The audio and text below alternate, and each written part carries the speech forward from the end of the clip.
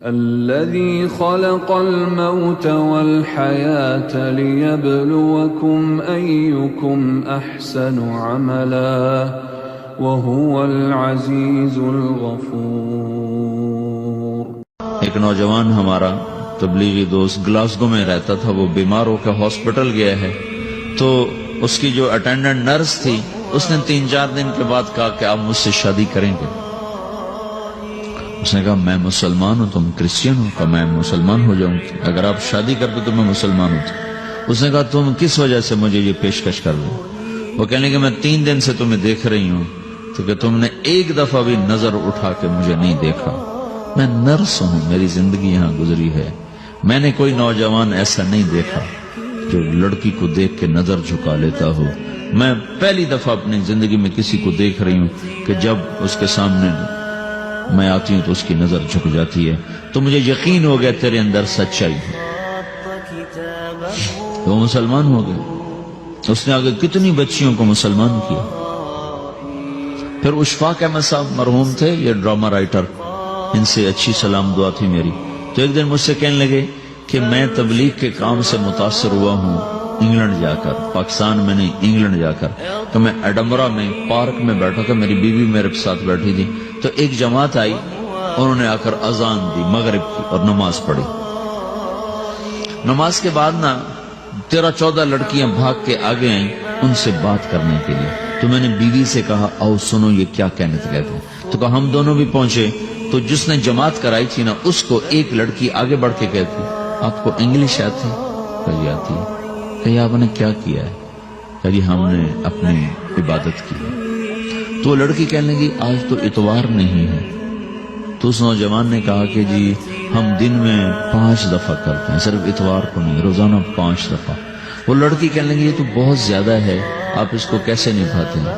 تو اس نے اس کو جواب دیا، 2-3 سوال اس نے اور کیے، جواب دیا۔ تو کہنے لگی اچھا بہت مہربانی، اس نے سے ہاتھ بڑھایا آگے ملانے کے لیے تو وہ نوجوان کہنے لگا میں آپ سے معافی چاہتا ہوں، میں آپ کو ہاتھ نہیں ملا سکتا۔ تو اس لڑکی نے کہا کیوں؟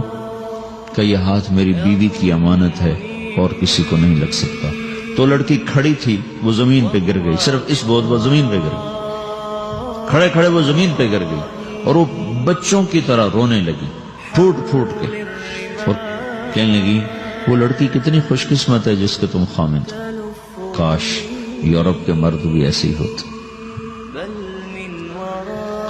جس رب نے نفسیات بنائی ہے وہ اگر کوئی عورت کپڑے اتار دے تو اس کی نفسیات بدل جائے گی، چاہے وہ مغرب میں پیدا ہو چاہے وہ مشرق میں پیدا ہو۔ عورت کی نفسیاتی حیا ہے اور وفا ہے، کسی وفادار کی تلاش ہے، تو وہ اس کو پتہ بھی نہیں ہے کہ مشرق کا حیا کیا ہے، لیکن وہ اس کو اللہ نے عورت بنایا ہے، اس کے اندر کی وہ نہیں مر سکتی چیز۔ کاش یورپ کے مرد بھی ایسے ہوتے۔ اور آنسو پوچھتی ہوئی وہاں سے اٹھ کے چل دی۔ تو اشفاق صاحب مرحوم کہنے لگے میں نے اپنی بیوی سے کہا بانو آج وہ تبلیغ ہوئی ہے کہ لاکھوں کتابیں بھی چھپ جاتی، وہ کام نہ ہوتا جو یہ نوجوان اپنے عمل سے کر گئے۔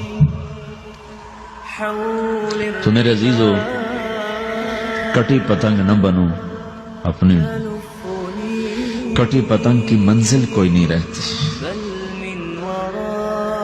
اللہ اس کے رسول کے ہاتھ میں اپنے ڈور دے کے چلو، اللہ اس کے رسول کی غلامی میں اپنے آپ کو چلاؤ تو اللہ تمہیں بھاگ لگائے گا، عزت بھی دے گا۔ اپنی منمانی میں کوئی راحت نہیں، اللہ کی قسم کوئی راحت نہیں۔ 6 بر اعظم پھر کے تمہیں بتا رہے ہیں کہ جو اپنی ترتیبوں پر چلنے والوں کے دکھ آپ لوگ اندازہ نہیں لگا سکتے۔ چلنا ہے تو اللہ اس کے رسول کی زندگی کو اپنا کے چلو، اللہ تمہاری دنیا بھی سکھ والی بنائے گا، آخرت بھی سکھ چین والی بنائے گا۔ لیکن یہ سیکھنا پڑے گا، سیکھنا پڑے گا۔ تبلیغ اس کو سیکھنے کی محنت ہے اور اس کو آگے پہنچانے کی محنت ہے۔ تو یہ عمر ہے، اس وقت ساری دنیا اسلام کے لیے تیار ہے، چونکہ نظریاتی طور پر دنیا شکست کھا چکی، کسی کے پاس کچھ نہیں۔ تو ہمارے پاس ایک ایسا خوبصورت نظریہ ہے کہ جو ان کو بڑی تیزی سے اپنی طرف کھینچ سکتا ہے، اور اللہ کا احسان ہے کہ تیزی کے ساتھ نسلوں کا رخ اللہ کی طرف ہو رہا ہے. تھوڑی ہمت کرو، چھٹیوں کا وقت تبلیغ میں دو، باقی وقت اپنی تعلیم کو دو. گھر جاؤ تو ماں باپ کے خادم بن کے رہو، نوکر بن کے رہو.